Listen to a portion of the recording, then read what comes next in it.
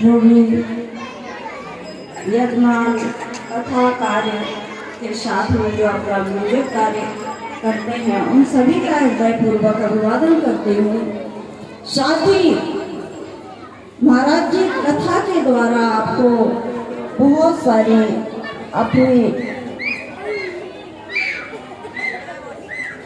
संस्कार और संस्कृति का दायित्व है और हमारे वेदों के द्वारा स्वयं नारायण के मुखारविंद से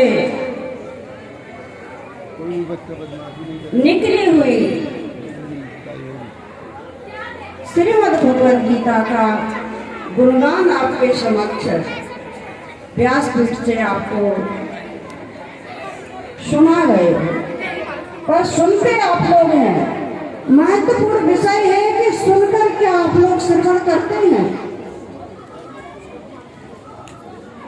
उत्तर दीजिएगा। सुनकर क्या उसको आप श्रवण करते हैं? 5 घंटे 4 घंटे जो भी आप समय देते हैं यहाँ पर, क्या आप उसमें से कुछ प्रतिशत लेकर जाते हो? जाते हो? हाथ उठाकर बोलिए।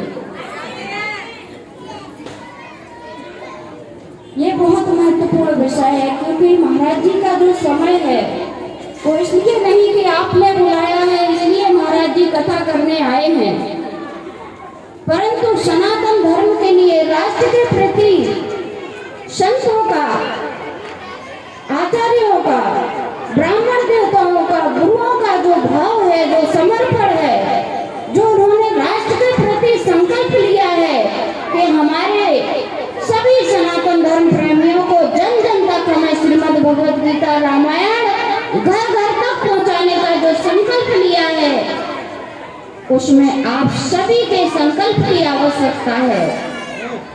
वरना शास्त्री जी की जो यात्रा है वो अधूरी रह जाएगी। जो संकल्प है वो कहीं ना कहीं कम पड़ जाएगा। तो क्या आप उनके साथ हैं?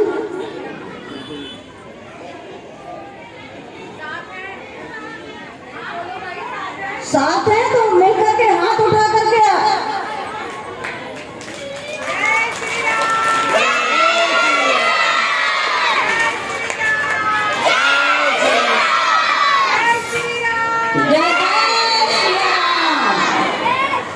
तो आज से एक संकल्प लीजिए। यहाँ पर पधारे हुए सभी मातृशक्ति, सभी हमारे अपने सनातन परिवार से मैं एक अनुरोध करना चाहूंगी कि अपने अपने घरों में कुल गुरु अवश्य परंपरा चालू करिए। शुरुआत करिए। कुल गुरु का होना अनिवार्य है क्योंकि कुल गुरु आपका आपके घर के संस्कार और संस्कृति की दिशा निर्देश आपको सही दिशा में दे।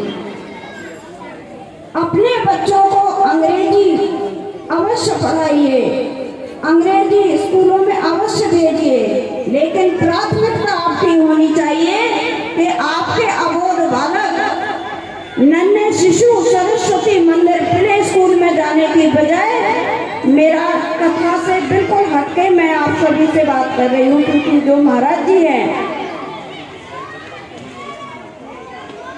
जिन्होंने इतना समय दिया है आपको, बहुत महत्वपूर्ण। लेकिन जो मैं बताने जा रही हूँ, अपने बच्चों को सर्वप्रथम वेद विद्या की शिक्षा से शुरुआत कीजिए। आपके सनातन धरती पर धर्म ही एक है, वह है सत्य सनातन धर्म, दूसरा धर्म ही नहीं है।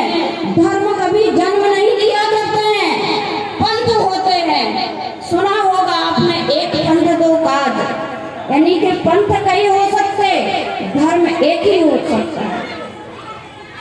आप सभी भाग्यशाली हैं। हम भारत भूमि प्रांगण में हमने जन्म लिया है, साथ ही मातृशक्ति यहाँ विराजमान है। हम बहुत सारी माताओं से ये सुनते हैं कि हमें बरोबरी करनी है। किसकी?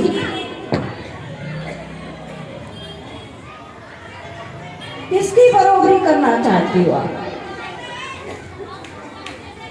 आप बहुत बड़े हो, कृपया करके शांति बनाए रखें। बहुत महत्वपूर्ण सवाल है ये मातृशक्ति के लिए। और यहाँ पर जितने भी श्रोतागण बैठे हैं, जो शब्द मैं कहने जा रही हूँ, अपने अपने लाइव फेसबुक पर चाहते हो तो कर सकते हो। ये बहुत महत्वपूर्ण सवाल है। हमारी माताओं को एक सबसे बड़ा मॉडल बनने का जो भूत सवाल हो गया, मैं बिल्कुल सरल शब्दों में कह रही हूँ आपसे। बराबरी करने का अवश्य करिए। पुरुषों की बराबरी करना चाहते, लेकिन आपको ये नहीं मालूम है कि पुरुषों से आप कई गुना ज्यादा अनमोल है, महत्वपूर्ण है। देवताओं को कभी हम देवता कहकर नहीं पुकारते हैं, लेकिन लक्ष्मीपति नारायण कहते हम संबोधन करते हैं। तो नाम किसका पहले आता है? मातृशक्ति का आता है ना। पुरुष लोहा है, लोहे को कहीं पर भी डाल दीजिए, कहीं पर भी फेंक दीजिए, उसे कोई चोरी नहीं करेगा।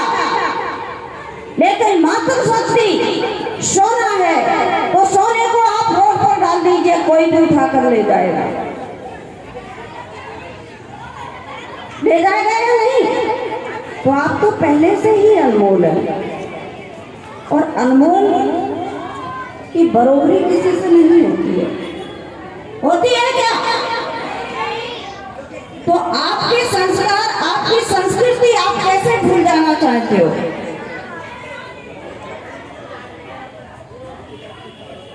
आप जानते हो कि जितनी भी स्त्रियां मॉडल बनकर के, जितनी भी मातृशक्ति हमारी अंग प्रदर्शन करने की जो प्रथा है, जो बॉलीवुड टीवी सीरियल के द्वारा जो चलाई जा रही है, जानते हो ये कितना बड़ा श्राप है। अंग प्रदर्शन करने वाली नारी शक्ति, महिला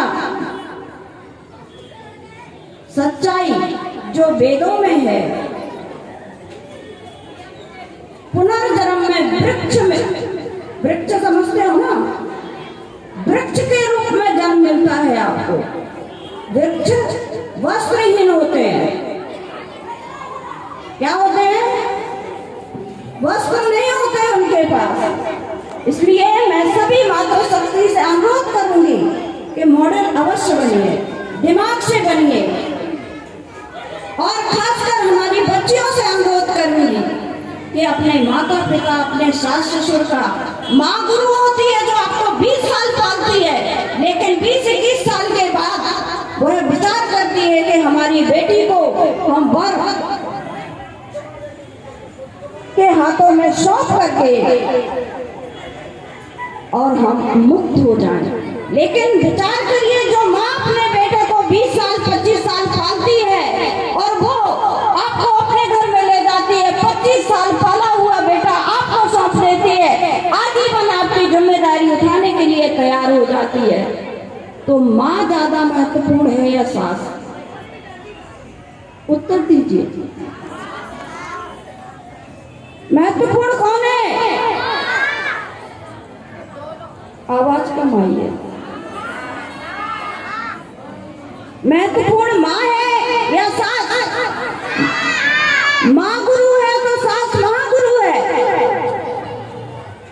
वो जानती है कि हमारी बहू सर्वगुण संपन्न है, तभी भी वो आपके अंदर कमियां निकालेगी।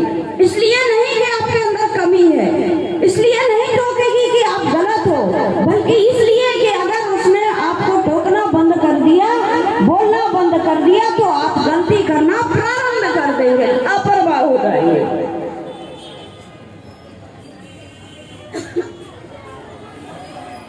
पति अपने पास रखिए, पर माँ का बेटा माँ के पास होना चाहिए।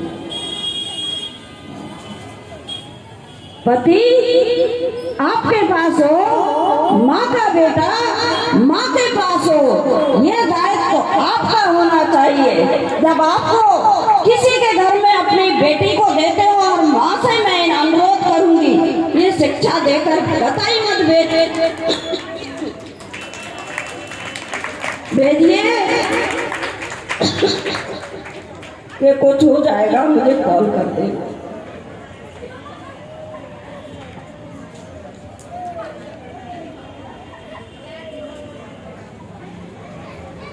क्योंकि